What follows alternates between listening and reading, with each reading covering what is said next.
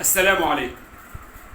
الخيوط بتقرب من بعضيها، ففي الوقت اللي اتسرب فيه فيديو من قناة الشمس لأم مكة وهي بتعمل مشاكل مع العاملين بالقناة وتورط وفاء عامر في اتصال تليفوني عشان تاخد أوامرها منها، يطلع فيديو تاني لشاب بيعترف فيه انه باع كليته لوفاء عامر عن طريق ام مكة.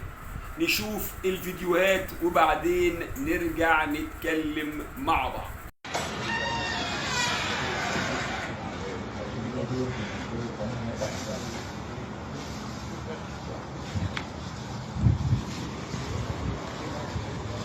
يا الله.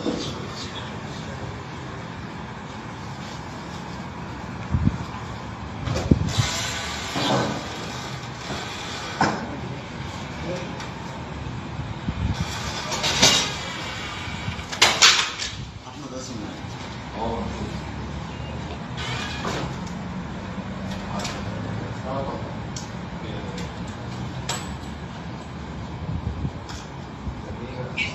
بص، انا همشي عشان وفاء عامل قالت لي امشي. يعني انا همشي من هنا عشان وفاء عامل قالت لي، وانا لما وفاء عامل قالت لي حاجه اسمع ادام قالت لي حاجه انا لازم انفذها، عشان وفاء عامل دي تعتبر امي الثانيه. يعني انا مش همشي من هنا عشان خاطر وفاء عامل، واللي وفاء عامل هتقوله هو اللي هيتنفذ بقى، سواء الجزء ده اتقص. انا قلت طلبات الوفاء، سواء الجزء ده اتقص او ما اتقصش. لا مش هبص، لا مش هبص. وانت عارف ان انا دلوقتي ممكن اعمل لكم مشكله، انت عارف ان انا ممكن اعمل لكم مشكله.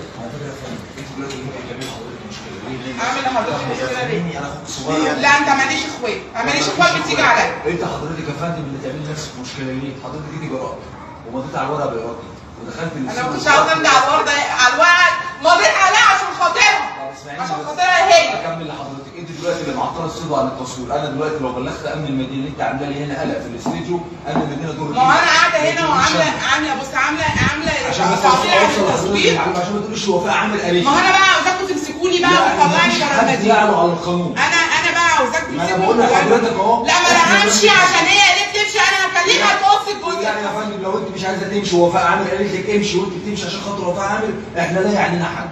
احنا طالما رسمي. لا انت ما يعنيكش طالما رسمي. انت ما يعنيكش وفاء عامل، يعني انت ما يعنيكش وفاء عامل. يا ست على راسنا. كلنا بني ادمين زي بعض قدام القانون سواسيه. ما تقول لنفسك. لا حضرتك انت دلوقتي بتسيبي نفسك لحد. طب ما تقول لنفسك. لكن احنا ما بنسيبش نفسنا لحد.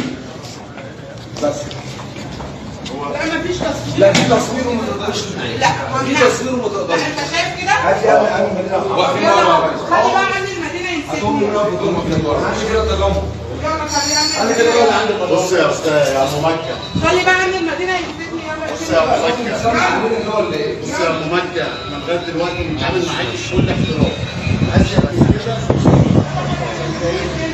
شايفيني هتلاقي البوكس يجي اهو. يا فندم يلا لايف اهو. لايف واحنا كمان نعمل لايف. يلا يلا كلنا نعمل لايف. نعمل لايف. احنا بنعمل لايف. انت بتصور ايه؟ زي ما شفنا في الفيديو، ام مكة بتورط وفاء عامر في اتصال تليفوني وبتقول لها اعمل ايه؟ وفاء عامر بتقول لها امشي. ايه يا ترى العلاقة اللي بتربط ام مكة من جهة وبيئة ووفاء عامر من بيئة وجهة اخرى خالص؟ ووفاء عامر بتقول لها امشي ما تكمليش. وفاء عامر خايفة من ايه؟ اللي بيحل اللغز ده الفيديو التاني اللي هنشوفه دلوقتي. ما كنتش حابب اطلع جدعان عشان وفاء عامر اللي هي بتجري في القضايا ومساجدة. انا من واحد من ضمن الناس اللي بعت كليتي تبع وفاء عامر، وكانت المساجدة هي الوسيط بتاعتي ومعايا ما يثبت. بنت رئيس حسني مبارك مروه كلامها صح. وفاء عامر المساجدة هي اللي جابتني لوفاء عامر عن طريق ناس تانية. انا فعلا عملت الموضوع ده ومعايا اثبات بكده واتحمل المسؤوليه قانونيا. ايه رأي حضراتكم لو ثبت حقيقة الفيديو التاني؟ الموضوع كبير والتحقيقات هي اللي هتكشف لنا في الايام اللي جاية مدى العلاقة بين ام مكة وغيرها بوفاء عامر. وعلى ما يبدو إن وفاء عامر هي الكمانضة والمسيطرة على كل هذه الأحداث. تحياتي والسلام عليكم ورحمة الله وبركاته.